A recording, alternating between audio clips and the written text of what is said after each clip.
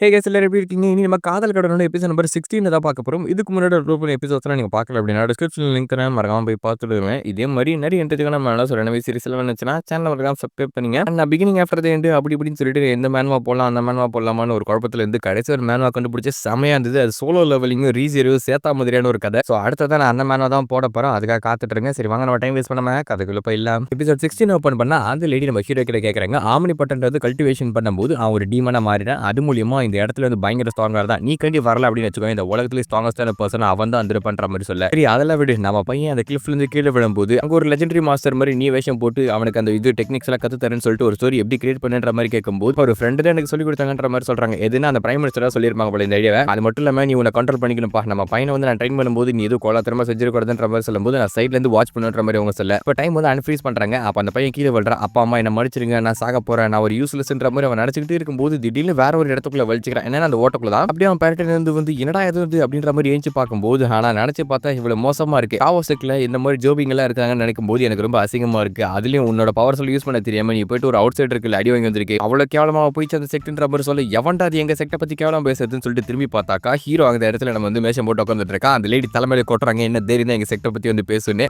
Acting Mani சைட்ல எதுக்கு நின்று என்ன டிஸ்டர்ப் பண்ற மாதிரி தான் ஹீரோ யோசிச்சுட்டு இருக்கான். பார்த்தோன்னே அவனுக்கு தெரியுது இவர் யாரும் எழுது போல அப்படின்னு சொல்லிட்டு எதுக்காக நீ இந்த மாதிரி தப்பு தப்பா பேசிட்டு இருக்கீங்க? டாவோ செக்ட் தான் வந்து அந்த பார்டர்ல இருந்து நிறைய பேரை ப்ரொடெக்ட் பண்ணிட்டு இருக்காங்க. அவங்கள பத்தி ஏன் தப்பா பேசுறீங்க? நான் வந்து டேலண்டே இல்லாத ஒரு பைத்தியக்காரன். சோ நான் வந்து டிஃபீட் ஆகிறதுல வந்து சாதாரண விஷயம் தான். அதுக்காக டாவோ செக்ட பத்தி பேசாதீங்கன்ற மாதிரி சொல்ல என்னது இது என்னடா செம ஜோக்கா இருக்கு அப்படின்னு சொல்லிட்டு நம்ம ஹீரோ சிரிக்கிற சிரிப்புல அவன் பத்தின பரட்டிட்டு போய் அந்த பக்கம் விழுறாப்ல. எனக்கும் சேம் பாடி தான். அந்த பிரிமோர்டியல் பாடியை வச்சுக்கிட்டு நீ என்ன பண்றனா ஒண்ணுமே டேலண்ட் இல்லைன்னு சொல்ற. அதை கேட்கும்போது எனக்கு சரியான சிரிப்பு வருது. ஆமா இன்னும் அந்த இடத்துல வந்து ட்ரெஷரை ட்ரீட் பண்ணுமே உன்னை இப்படி ட்ரீட் பண்றாங்க கேவலமா நடத்துறாங்க அப்படின்னா அவனோட லீடரோட கண்ணு வந்து பிளைண்டா அப்படின்ற மாதிரி கேட்க இன்னும் இருந்த லேடி போட்டு முறுக்கிட்டே இருக்காங்க. என்ன தெரிஞ்ச என்ன பத்தி பேச நீ எம்மா ஆக்டிங் தயவு செஞ்சு கம்பெனி பண்ற மாதிரி ஹீரோ சொல்லிட்டு இருக்கோம். தப்பு தப்பா பேசுறீங்க. டாவோ செக்டர் கரண்ட் லீடர் எங்க அம்மா தான். அது மட்டும் இல்லாம எங்க அப்பா யார் தெரியுமா? ரிவர்ட் ஒன் கூட ஃபைட் பண்ணி தான் உயிரை சாக்ரிஃபைஸ் பண்ணி இந்த உலகத்தை காப்பாற்றணும் அப்படின்ற மாதிரி சொல்லி எது ரிவர்ட் ஒன் கூட ஃபைட் பண்ணி சாக்ரிஃபைஸ் பண்ணவனா என்னடா கதையை உருட்டுறான் அப்படின்ற மாதிரி பார்க்கும்போது அவங்க அம்மா யோசிக்கிறாங்க பரவாயில்ல நம்ம பையன் வந்து நம்ம ஹேட் பண்ணல அப்படின்னு. பா தம்பி நான் வந்து யாருன்னு தெரிஞ்சு வச்சுக்கேன் அவங்க அம்மாவும் என் முன்னாடி முட்டி போட்டு வந்து மண்டிடுவா. ஏன்னா அந்த அளவுக்கு நான் பெரிய ஆளு. இந்த மாதிரி ஜூனியர்ஸ் கிரிட்டிசிசம் பண்றதுலாம் எனக்கு சாதாரண வந்த விஷயம்ன்ற மாதிரி அவன் சொல்லிட்டு இருக்கேன். அந்த பொண்ணு அப்ப சீல்ட்ட கூட ஸ்கை கேரக்டர் அப்படின்னு சொல்லிட்டு ஒன்று கொடுக்குறா. அது மூலியமா என்ன ஆகுதுன்னா ஒரு கிராண்ட் மாஸ்டர் அப்படின்றது அந்த பையன் புரிஞ்சுக்கிறான். அது மூலியமா வண்டிடுறானா சரி இந்த இடத்துல இருந்துட்டு வெளியே என்ன நடக்குதுன்னு சொல்லிட்டு எனக்கு சுத்தமா புரியவே இல்லை. அதனால உங்க அப்பா பத்தி கொஞ்சம் சொல்றேன்ற மாதிரி கேட்க அவங்க அப்பா பக்கத்துல அந்த பொம்பளை இரும்பு எங்க அம்மா இங்க இருக்காங்கன்ற மாதிரி அவன் கேட்க எது உங்க அம்மாவா நான் இங்க மட்டும் தான் இருக்கேன் இந்த தவிர வேற யாரும் இல்லைன்ற மாதிரி நம்ம ஹீரோ சொல்ல என்னடா கேட்டுட்டு இருக்கன்ற மாதிரி அவங்க பாக்குறாங்களா ஏய் என் பிள்ளைக்கு நான் செத்து போறேன்னு சொல்லி வச்சிருக்கேன். அது மட்டும் இல்லாம நிறைய கதல உருட்டி இருக்க போல அதை பத்தி தெரிஞ்சுக்க தேவையில்லைன்ற மாதிரி அவன் சொல்ல அவனை சுற்றி ஒரு பேரியர் மாதிரி போட்டுறான். அவளை அதை பிரேக் பண்ண ட்ரை பண்றா. இதை பிரேக் பண்ண ட்ரை பண்ணாத இதுக்குள்ள நீ இருக்கிற வரைக்கும் பையனை வந்து சேஃபா வந்து வாட்ச் பண்ணி நீ எதுவும் வந்து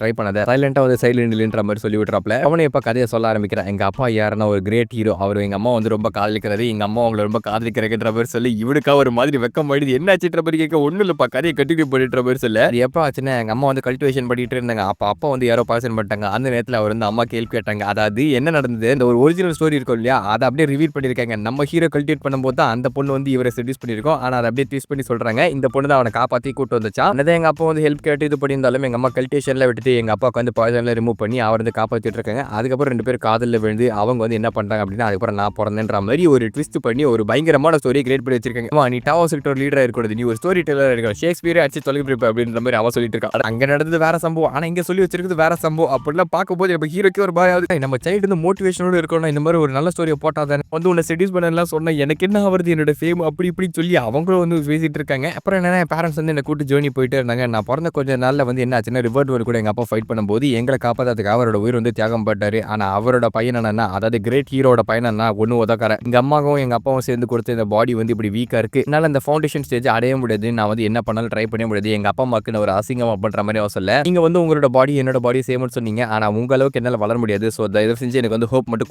கொடுக்காதீங்கன்ற மாதிரி கேட்டுட்டு இருக்கானா. ரொம்ப பிரஷர் குத்துட்டோம்ன்ற மாதிரி அவங்க அவன் யோசிக்கும் போது கேட்க பக்கம் ஹீரோ சிரிச்சுட்டு இருக்காப்ல. சிரிக்க வந்து அவன் வந்து பெரட்டின்னு விடுறான் அந்த பக்கம். தம்பி சிரிப்புப்பா நீ ஒரு முத்து அதாவது தங்கத்தட்டான ஒன்று தகரடப்பா நினைச்சிட்டு இருக்காங்க. ஆனா உண்மையான விஷயம் என்ன தெரியுமா மத்தவங்க பண்ற நார்மலான கல்டிவேஷன் நீ பண்ண உன் பாடி வந்து டெவலப்பே ஆகாது. ஏன்னா நம்ம பாடி வந்து கொஞ்சம் யூனிக்கானது. அதுக்கேற்ற மாதிரி ஹார்ட்ஷிப்பான ட்ரைனிங் பண்ணா மட்டும்தான் உன்னால வந்து இதை செய்ய முடியும். நான் வந்து எங்க இருக்கும்போது கல்டிவேஷன் பண்ண ட்ரை பண்ணி நிறைய விஷயங்கள் பண்ணியிருக்கேன். அதுல ஒரு தப்பு செஞ்சதுனால தான் நான் இந்த இடத்துல அடைஞ்சிருக்கேன். இங்க வெளியே போக முடியாது. ஆனா நான் இறக்கத்துக்கு முன்னாடி என்னோட டெக்னிக்ஸ்ல வேஸ்டா போக முடியாது. சோ அதை யாருக்காவது பாஸ் பண்ண நினைக்கிறேன். நீ வேணா வந்து கத்துக்கிறியான்ற மாதிரி கேட்க பரவாயில்ல நம்ம போய் வந்து பிளானுக்குள்ள வந்துட்டான்ற மாதிரி யோசிக்கிறாங்க. என்னடா இவ்வளவு நல்லா ஆக்டிங் பண்ற மாதிரி பார்த்துட்டு இருக்க இப்பெல்லாம் பண்ணாதாம உலகத்தை யூனிட் பண்ண முடியுன்ற மாதிரி ஹீரோ சொல்ல அது ஒரு ஸ்பெஷல் ஸ்கில்ன்ற மாதிரி அவர் சொல்லிட்டு இருக்காங்க. அதுக்கு அவங்க பையன் முடியாதுன்ற மாதிரி சொல்லிடுவான். என்னடா முடியாதுன்னு சொல்லிட்டு என்ன ஆச்சுன்ற மாதிரி கேட்க அதெல்லாம் ஒண்ணும் இல்ல அவங்களோட டிசிபிள் ஆயிட்டு வந்துட்டு நான் ஸ்ட்ராங் ஆயிட்டேன்னு வச்சுக்கோங்களேன், எங்க செக்டர் வந்து பெரிய பெரிய எல்டர் இருக்காங்கல்ல, அவங்களே என்ன கிராண்ட் மாஸ்டர் கூப்பிடுற மாதிரி இடம். ஸோ அது வந்து நல்லா இருக்காதுன்ற மாதிரி சொல்லிட்டு இருக்கான். அட பாவி, இவ்வளோ ஸ்ட்ரெயிட் ஃபார்வர்டா இருக்கே, எப்படி மேலே வரவே முடியாதுன்ற மாதிரி சிரிச்சுக்கிட்டே என்ன பண்றான், அதெல்லாம் ஒன்றும் இல்லை தம்பி, என்கிட்ட இருந்து கற்றுக்கப்பா, நான் இறக்கிறதுக்கு முன்னாடி இதை வந்து பாஸ் பண்ணணும்னு நினைக்கிறேன், அந்த ப்ராப்ளத்தில் விட்டு அதெல்லாம் வந்து சப்ப ப்ராப்ளம்ன்ற மாதிரி இவனு வந்து அப்படியே சமாளிக்க ட்ரை பண்ணுறானா. சரி நானும் ஒத்துறேன்னு சொல்லிட்டு அந்த பையனை வந்து ஆரம்பிக்கலாமா அப்படின்னு சொல்லிட்டு கமல் சொல்கிற மாதிரி டைலாக் எல்லாம் சொல்லி இந்த இடத்துல வந்து ஆரம்பிக்கிறான். இதுக்கு வந்து 2 ஸ்டேஜ் மட்டும் தான் இருக்குது. ஆனால் அது மூலியமாக நீ சாகத்துக்குமே வாய்ப்புகள் இருக்குது. என்ன சொல்கிறேன்ற மாதிரி கேட்கும்போது அவங்க அம்மா ஆச்சரியம் வச்சு இது நம்ம புள்ளிக்கு உயிருக்கு வந்து ஆபத்தா அப்படின்னு.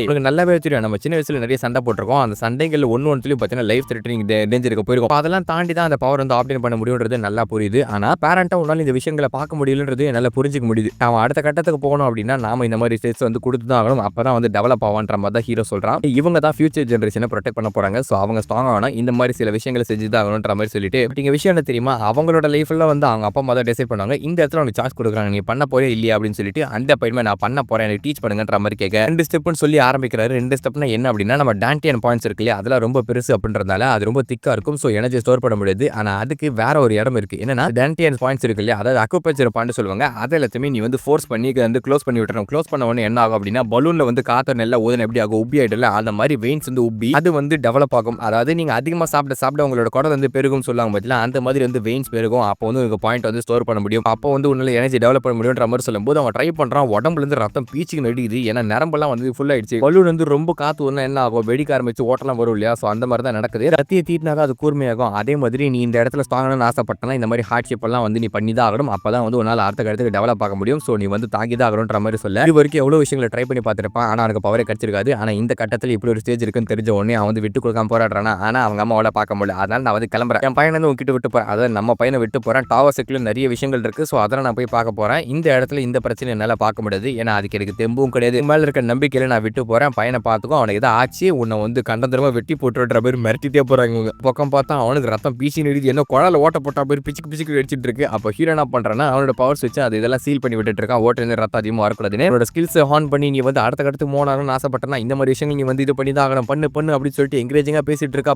அவங்க பையனை பார்க்கும்போது தான் சின்ன வயசுல எப்படி இருந்தாலும் அதே மாதிரி அவனை விட்டு கொடுக்காம போராடுறான். ஸோ அதனால அவனுக்கு ஹெல்ப் பண்ண முடியும். உன்னால முடியும்டான்னு சொல்லிட்டு ஒரு 2 நாள் கழிச்சு காட்டுறாங்க. அவனோட ரத்தம்ல ஒரு மாதிரி கருப்பு கலர்ல மாறி அவன் என்ன பண்றான், ஃபுல்லா வந்து பியூரிஃபை ஆயிடுறான். இப்போ செகண்ட் ஸ்டேஜுக்கு போக வேண்டிய நேரம் வந்துருச்சுன்ற மாதிரி சொல்லிட்டு இருக்கும்போது அப்படின்னு சொல்லிட்டு பயங்கரமா கத்த ஆரம்பிக்கிறான். செகண்ட் ஸ்டேஜ் என்ன அப்படின்னா, அதை ஃபுல்லா வந்து பியூரிஃபை ஆயிடுச்சு இல்லையா, இவன் ஃபோர்ஸ் பண்ணி அவனோட வெயின்ஸ் வந்து பெருசாக்க ட்ரை பண்ணிருக்கான். ஸோ அந்த நேரத்தில் அவன் மைண்ட் இருக்குல்ல, அது வந்து பெரிய சேஞ்சுக்கு வரும். இந்த நேரத்தில் அவனால் அடுத்த கட்டத்துக்கு போக முடியும். ஏன் 2 ஸ்டெப்புக்கு மேலேயும் போக முடியும். ஆனால் அவன் மைண்ட்ல ஓவரா ப்ரெஷர் இருக்கும். அந்த ப்ரெஷர் அவனால் தாங்க முடியல அப்படின்னா வந்து பைத்தியக்காரன் ஆயிடும். அதாவது டீமன் ஸ்டேஜுக்கு போறதுக்கான வாய்ப்புகளுமே இருக்கு. உன்னால பண்ண முடியும், எனக்கு நம்பிக்கை இருக்கு, பண்ண முடியும்ன்ற மாதிரி இவன் வந்து என்கரேஜிங்கா பேசிட்டு இருக்க. இப்போ அவன் யோசிக்கிறான், ஃபர்ஸ்ட் வந்து அவனோட டெஸ்ட் எல்லாம் பண்ணி பார்ப்பாங்க. அவன் வந்து உதவாக்காரன்ற மாதிரி சொல்லிடுவாங்க. இது உதவாக்காரன், அவன் ஆல்ஃபாவோட பையன் தான். ஆல்ஃபாவோட பையனா இருந்தா என்ன, அவங்க அப்பா யாரும் தெரியாது, ஒருவேளை அடாப்டரா இருப்பான் அப்படின்னு சொல்லிட்டு பின்னாடி வந்து ஏகப்பட்ட பேச்சுகள் வருது. இருந்தாலும் அவங்க டேரக்டா பேச மாட்டாங்க. ஏன்னா டாவர் செக்டர் லீடரோட பையன். அதுக்கப்புறம் லைப்ரரி போயிட்டு அவன் மாஸ்டர்ஸும் சரி இவனும் சரி ஏகப்பட்ட புக்ஸை தேடி பார்த்திருப்பாங்க. ஆனா எந்த ஒரு வழியுமே கிடைச்சிருக்காது. ஏகப்பட்ட விஷயங்களை அவன் பார்த்து சலிச்சு போயிருக்கும். கடைசியா ஒரு மெத்தடை கண்டுபிடிப்பான். அதுதான் எனர்ஜி ஸ்டோர் பண்ணி ஒரு பஞ்ச் பண்றது. அது மூலியமா வந்து பெரிய டேமேஜ் ஏற்படுத்தும் அப்படின்னு சொல்லிட்டு உடனடியாக ஓடுறான் அவங்க அம்மா கிட்ட அந்த இதை காட்டுறதுக்காக. இந்த மாதிரி நான் ஒரு மெத்தடை கண்டுபிடிச்சேன் அப்படின்னு, எனர்ஜி ஸ்டோர் பண்ணி அடிச்சோம் அப்படின்னா என்னால் ஒரு பெரிய இம்பாக்டை கொடுக்க முடியுது, நான் ஒரு மரத்தில் அடிச்சு பத்தன்ற மாதிரி சொல்ல, அதை பற்றி எனக்கு நல்லாவே தெரியும். உன்னால ஃபர்ஸ்ட் ஸ்டேஜை தாண்ட முடியாது. ஏன்னா அதுக்கு மேலே நீ வந்து சண்டை போட்ட அப்படின்னா உனக்கு எனர்ஜி எல்லாம் போயிடும், ஸ்டோர் பண்ண முடியாது இல்லையா. அந்த டோர்னமெண்ட்ல கண்டிப்பாக வின் பண்ண முடியாது. நானும் நிறைய மெத்தட்ஸை பார்த்துட்டு இருக்கேன், நீ வெயிட் பண்ணுன்ற மாதிரி சொல்லும்போது அவனுக்கு ஒரு மாதிரி சலிப்பாயுது. அப்படியே திரும்பி போயிட்டு இருக்கான். அதுக்கு வெறுத்துச்சு போல. அப்படியே இந்த எபிசோட முடிக்கிறாங்க. இந்த எபிசோட் அப்படின்னு சொல்லிட்டு மறக்காம கமெண்ட் செக்ஷன்ல சொல்லுங்க. இதே மாதிரி நிறைய எடுத்துக்கான நம்ம என்ன சொன்ன சீரிஸ் எல்லாம் நினைச்சுன்னா சேனல் மறக்காம சப்ஸ்கிரைப் பண்ணுங்க. அடுத்த வீடியோ சந்திக்கும் மாதிரி டாடா பை பாய்.